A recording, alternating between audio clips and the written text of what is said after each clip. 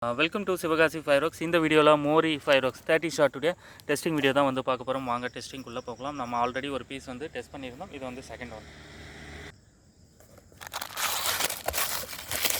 மற்ற பிராண்டோட கம்பேர் பண்ணுறப்போ இது ரேட்டு கூட, குவாலிட்டி நல்லா இருக்கும்.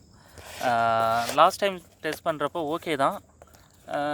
இதில் வந்து ஃபங்க்ஷன் எப்படி இருக்குது, இதுலேயும் வந்து கான்சிக்யூஸு இதுலேயும் வந்து சிமிலராக அதே மாதிரி இருக்குது அப்படின்றத பார்க்கலாம்.